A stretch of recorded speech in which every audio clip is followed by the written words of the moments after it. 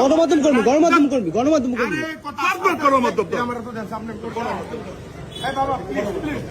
আসসালামু আলাইকুম রহমতুল্লাহ। সুপ্রিয় দর্শক, নির্বাচনের আগেই ৭৯টা আসনে জামাতে ইসলামের বিজয়। কিভাবে জামাতে ইসলামের বিজয় হলো? আপনারা ভিডিওর শুরুতে দেখলেন যে একজন ঋণ খেলাপি চোর, ব্যাংক চোর, ডাকাত, সে ব্যাংক থেকে কোটি কোটি টাকা ঋণ নিয়েও সে নমিনেশন তুলেছিল। পরবর্তীতে সেটা বাতিল হয়ে গেছে। এরপর আবার হাইকোর্টে রিট করেছে, সেটাও বাতিল হয়ে গেছে। বাতিল হয়ে যাওয়ার পরে সাংবাদিকেরা তাকে প্রশ্ন করতেছে, ক্যামেরা ধরেছে, সে ক্যামেরার ভিতরে সাংবাদিকদের লাঠি দিয়ে পিটাচ্ছে। গণমাধ্যম কর্মী গণমাধ্যম কর্মী গণমাধ্যম কর্মী ক্যামেরা ভাঙতেছে এই চোর। তো এইরকম নমিনেশন বাতিল হয়েছে। এবং আরেকটা নিউজ দেখেন আপনারা স্ক্রিনে, ৭৯ আসনে বিএনপির বিদ্রোহী প্রার্থী ৯২ জন, আর জামাতের একজন। জামাতের যে একজন ছিল তাকে দল থেকে বহিষ্কার করা হয়েছে। আর বিএনপির ৭৯টা আসনে ৯২ জন বিদ্রোহী প্রার্থী। তার মানে একটা আসনে ২-৩জনও আছে বিদ্রোহী প্রার্থী। তো এই বিদ্রোহী প্রার্থীদের বিএনপি আবার দল থেকে বহিষ্কার করছে। তো এদের বহিষ্কার তো নাটক, কয়দিন পর আবার দলে ফিরে নেয়। মানে বড় বড় অপরাধীদেরকেও দলে ফিরে নেয়। এই কারণে এদের দলের শৃঙ্খলা নেই। জামাতে ইসলামের মতো এত শৃঙ্খলা লয় এই দলটা।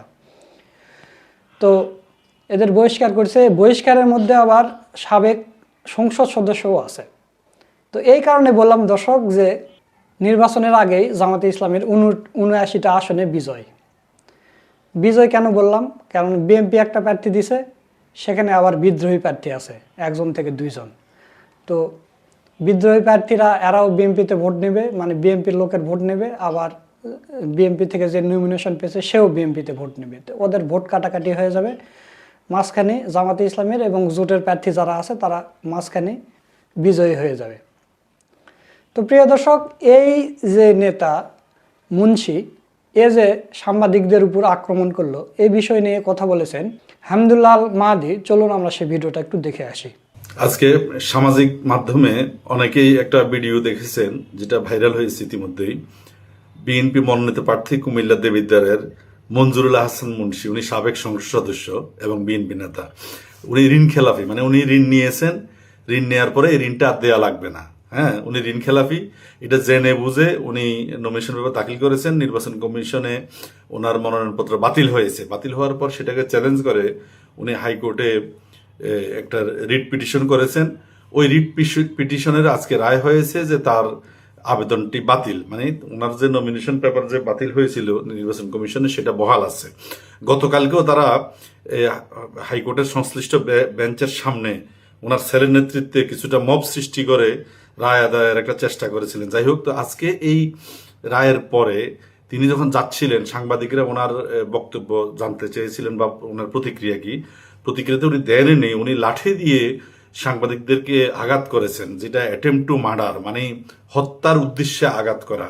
তো এই ধরনের আঘাত যারা করেন তাদেরকে যে দলটি নমিনেশন দেয়, ওরা নির্বাচনের আগে অথবা ক্ষমতা যাওয়ার আগে যদি এ ধরনের মানে আচরণ করে, সাংবাদিকদেরকে মারমুখী এবং লাঠি পেটার মতো কাজ একজন প্রার্থী করে থাকে, তাহলে তাদের কাছে কি রাষ্ট্রটা নিরাপদ? এই জিনিসটা জনগণকে ভাবতে হবে। দর্শক, আপনারা ভিডিওটা দেখলেন। এখন আপনাদের একটা বিশ্লেষণ ধর্মীয় ভিডিও দেখাবো মোহাম্মদ সোলাইমান ভাইয়ের। তো চলুন আমরা সেই ভিডিওটা দেখে আসি। ভোটের আগেই জামাত এনসিপি জোটের বিরাট বিজয়। চারদিকে জামাত এনসিপির মধ্যে খুশির বন্যা। কি ঘটেছে দর্শক? ঘটনা একটা, কিন্তু এর প্রভাব সর্বব্যাপী। হাসনাত আব্দুল্লাহর আসনে কুমিল্লা 4-এ বিএনপির যে এক অসভ্য, এক থার্ড ক্লাস ইতর চোর মঞ্জুরুল মুন্সি নাকি, আজকেও আপনারা দেখেছেন ক্যামেরার সামনে সাংবাদিকদের সাথে যে বেয়াদবি করেছে। মানে রাজনীতিবিদরা যে কতটা খারাপ হতে পারে, এদের চেহারা যে কতটা ভয়ঙ্কর, এরা যে কতটা বর্বর, অসভ্য, এরা যে নিজেদেরকে কি মনে করে, জনগণের সেবক মনে করা তো দূরের কথা। এর ভাব হচ্ছে সেই পুরনো আমলের জমিদারি চরিত্রের মতো। সে জমিদার আর পুরো জাতিকে মনে করে প্রজা। এই চোরের ঘরে চোর হাসনাত আব্দুল্লাহকে চেনে না।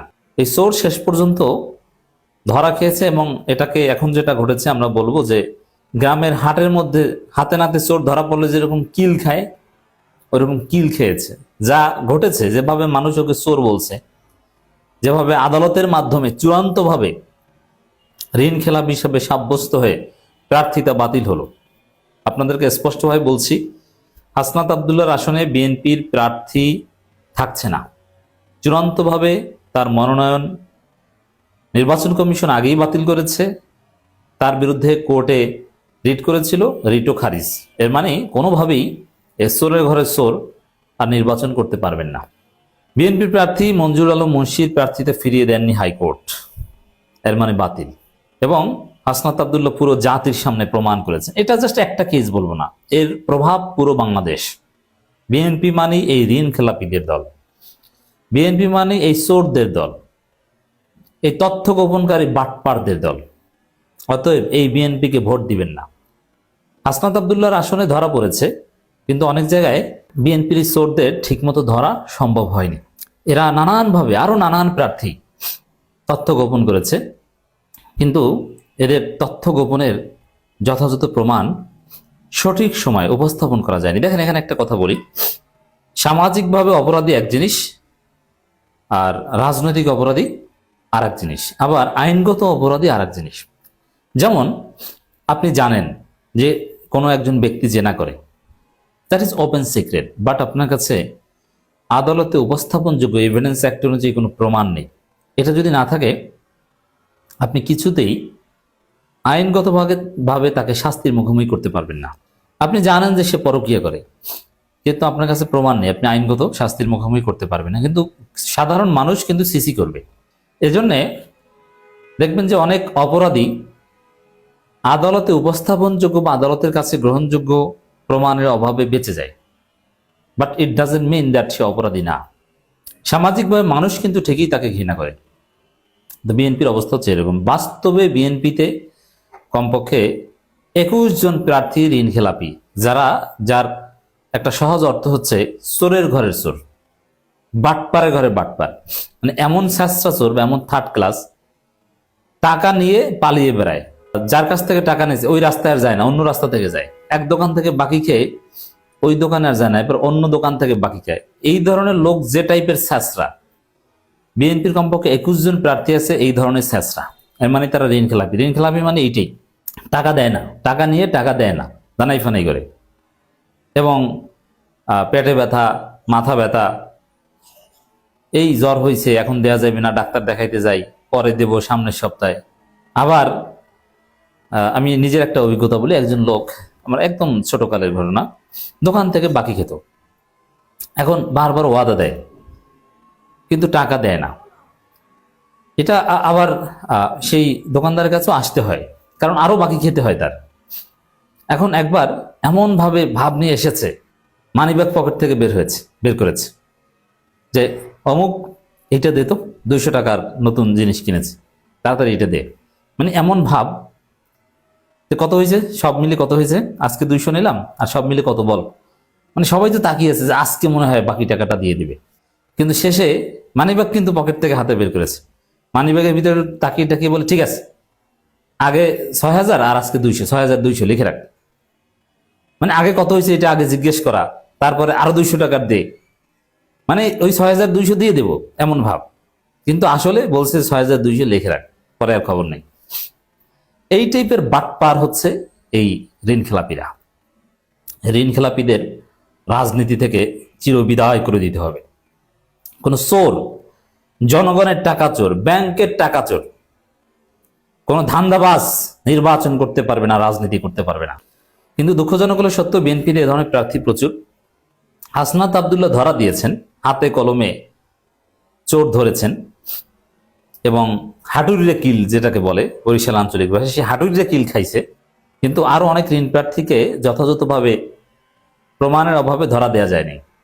আরো অনেক প্রার্থী আছে, আমি নিশ্চিত আমি একজনকে চিনি, যার নির্বাচন করতে যিনি অযোগ্য, এক্ষেত্রে তার আটকা পড়ার নানান উপাদান তার আছে, আমি নিজেই জানি।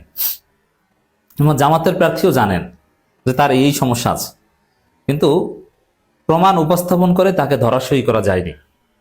কারণ জামাতের আগে থেকে প্রস্তুতি ছিল না যে তাকে ধরা দিতে হবে। হঠাৎ করে 2-3 দিন চেষ্টা করেছে, 2-3 দিন তো হয় না, এটা মাসের পর মাস লেগে থাকলে পারা যায়। তো এরকম বিএনপির অনেক বাটপারেরা নানানভাবে বেঁচে গিয়েছে, কিন্তু না, হাসনাত আবদুল্লাহর আসনে বিএনপির এই মঞ্জুরুল মুন্সি বাটপার চোর বাঁচতে পারেনি। আরে নিজেকে জমিদার মনে করে, সাংবাদিকদের ক্যামেরার উপর লাঠি দিয়ে পিটায়, মানে অস্থির, পুরো বিএনপির মাথা খারাপ, মানসিক ভারসাম্য নাই, এখন ক্যামেরার উপর লাঠি দিয়ে পিটায়। আমি নিশ্চিত এই বিএনপির প্রার্থীরা এমন মানসিক অস্থিরতা আছে, ঘরে যে এরা বউ পিটায়, খোঁজ নেন, এদের অনেকের বউ তো জামাত করে, পারলে তাদের মাধ্যমে একটু খোঁজ নেন, ঘরে যে বউ পিটায়, কি জন্য? এর মাথা খারাপ, যে সবকিছু এলোমেলো, কাজ হয় না, এর ফ্যামিলি কার্ড ভুয়া, কৃষি কার্ড ভুয়া, চারদিক থেকে চাপ, মানুষ দেখলেই বলে চান্দাবাজ। সামনে আরো বিপদ আছে। এই যে মঞ্জুরুল মুন্সির যে আচরণ, হতাশা থেকেই এ ধরনের বেপরোয়া আচরণ, অস্থির। বিএনপির অনেক নেতা এরকম হতাশায় হার্ট অ্যাটাক করতে পারেন, খেয়াল রাখবেন, কখন কি হয় বলা যায় না। নির্বাচনে ভোটের রেসের আগেই হাসনাত আবদুল্লাহ আসনে বিএনপি প্রার্থী ছিটকে পড়েছে। এখন গুরুত্বপূর্ণ কেন, এখনো 4 জন প্রার্থী আছে, ট্রাক মার্কার প্রার্থী আছে, দেয়ালঘড়ি আছে, স্বতন্ত্র আছে। এখন বিএনপি যেটা করবে, ওই ট্রাক বা যে কোনো একজনকে সমর্থন দিবে, যতই দেখ ধানের শীষ নাই, এখানে ওইসব ট্রাক মার্কের কোনো বেইল আছে। এবার হাসনাত জিতে গেছেন, এখন ঘোষণার অপেক্ষা, সময়ের ব্যাপার মাত্র। আর নির্বাচনী রাজনীতিতে নির্বাচনের আগে বিএনপির এরকম একটা ধরা খাওয়া, বিএনপি নেতারা এরকম চূড়ান্তভাবে চোর হিসেবে প্রমাণিত হওয়া, এটা জাতীয়ভাবে বিএনপিকে একটা ধাক্কা দিয়েছে। এবং এই খুশি জামাত এনসিপির মধ্যে ছড়িয়ে পড়েছে, তারা খুশি যে নির্বাচনের আগেই বিএনপি হাঁটতে শুরু করেছে, জামাত এনসিপির বিজয় শুরু হয়ে গেছে, 12 তারিখ হবে চূড়ান্ত বিজয়। সুপ্রিয় দর্শক, আপনারা সুলাইমান ভাইয়ের ভিডিও সহ পুরো ভিডিওটা দেখলেন। তো সব মিলে আজকের ভিডিওটা আপনাদের কাছে কেমন লেগেছে? যদি ভালো লাগে ভিডিওটা শেয়ার করবেন। সকলকে ধন্যবাদ। আসসালামু আলাইকুম ওয়া রাহমাতুল্লাহ।